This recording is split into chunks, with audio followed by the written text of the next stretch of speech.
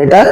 ನಾನು ಶಂಕರ ಕೋಡ್ಲ, ವಯಸ್ಸು 80 ಇದ್ದು ಕೋಡ್ಲ ಗ್ರಾಮದ ಮೂಲ ನಿವಾಸಿ. ನಾನು ಈ ಮೂಲ ನಿವಾಸಿ ಆಗಿದ್ದರಿಂದ ಉರ್ಲಿಂಗಿ ಪೆದ್ದಿ ಸಂಸ್ಥಾನ ಮಠ ಸ್ವಾತಂತ್ರ್ಯ ನಂತರ ಅಲ್ಲಿ ನಮ್ಮ ಕೋಡ್ಲ ಗ್ರಾಮದಲ್ಲಿ ಸ್ಥಾಪಿಸಿದ ಮಠ ಇದೆ.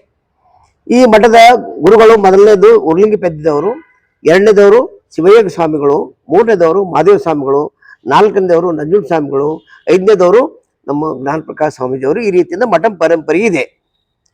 ಮೈಸೂರಿನಲ್ಲಿ ಹುಟ್ಟಿದವನಂತ ಇಲ್ಲಿ ಬದುಕಲಕ್ಕೆ ಬಂದಿದ್ದವ.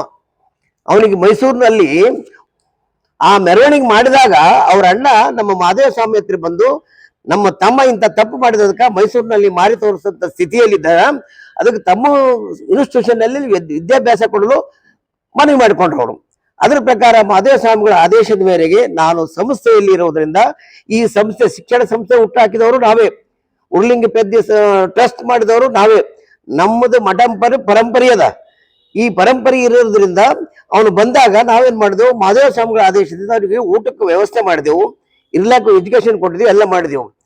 ಕೊಟ್ಟ ನಂತರ ಎಜುಕೇಶನ್ ಪಡೆದು ಮಹಾದೇವ ಸ್ವಾಮಿ ಅಕಾಲ ಮರಣ ತುತ್ತ ನಂತರ ಬಂದು ನಂಜುಂಡ ಸ್ವಾಮಿಗಳ ಹತ್ರ ಬಂದು, ಸ್ವಾಮಿಗಳೇ ನನಗೂ ತಂದೆ ಇಲ್ಲ, ತಾಯಿ ಇಲ್ಲ, ನನಗೆ ಯಾರಿಲ್ಲ, ನನಗೆ ನಿಮ್ಮ ಮಠದಲ್ಲಿ ಆಶ್ರಯ ಕೊಡ್ರಿ ಅಂತ ಕೇಳಿದಾಗ, ನಾನು ಇಲ್ಲೇ ನಿಮ್ಮ ಸಂಸ್ಥೆಯಲ್ಲಿ ಯಾವ್ದಾದ್ರು ಕೆಲಸ ಕೊಡ್ರಿ ಅಂತ ಕೇಳಿದಾಗ, ಅವರಿಗೆ ನಮ್ಮ ನಂಜುಂಡ ಸ್ವಾಮಿಗಳು 4ನೇ ಪೀಠಾಧಿಕಾರಿಗಳು ಏನ್ ಮಾಡಿದ್ರು, ಅವರು ಮೈಸೂರವರು, ಇವರು ಮೈಸೂರವರು ಇರೋದ್ರಿಂದ ಹೋಗ್ಲಿ ನಮ್ಮ ಹುಡುಗ ಬಂದನ ಅಂತೇಳಿ ಅವನಿಗೆ ಪೇಡ್ ಸೆಕ್ರೆಟರಿ ಅಂತ ಸಂಸ್ಥೆಯಲ್ಲಿ ಕೊಟ್ರು.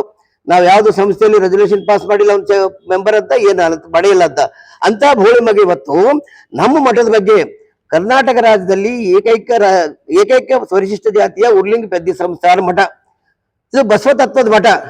ಸುಮಾರು ಲಕ್ಷಾಂತರ ಜನರು ನಮ್ಮ ಪರಿಶಿಷ್ಟ ಜಾತಿ ಜನರಿಗೆ ಲಿಂಗ ಧಾರಣೆಯನ್ನು ಮಾಡಿ, ಮಾರ್ಗದರ್ಶನ ಮಾಡಿ, ಸಾಮಾಜಿಕ ಮತ್ತು ನೈತಿಕ ಮತ್ತು ಸುಧಾರಣೆ ಮಾಡಿರ್ತಕ್ಕಂಥ ಈ ಮಠದ ಬಗ್ಗೆ ಅವಹೇಳನೆ ಮಾಡಿ ನಮ್ಮ ಮಠದ ಕಿಮ್ಮತ್ ಕಳೀತಾ ಇದ್ದಾನೆ.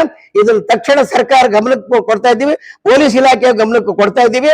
ಇಂತಹ ಒಂದು ಅಪಪ್ರಚಾರ ಮಾಡ್ತಕ್ಕಂಥವನಿಗೆ ತಕ್ಷಣ ಅರೆಸ್ಟ್ ಮಾಡಬೇಕು, ಗಡೀಪಾರು ಮಾಡಬೇಕು, ಅವನಿಗೆ ಇಲ್ಲಿಟ್ಟಬಾರದು.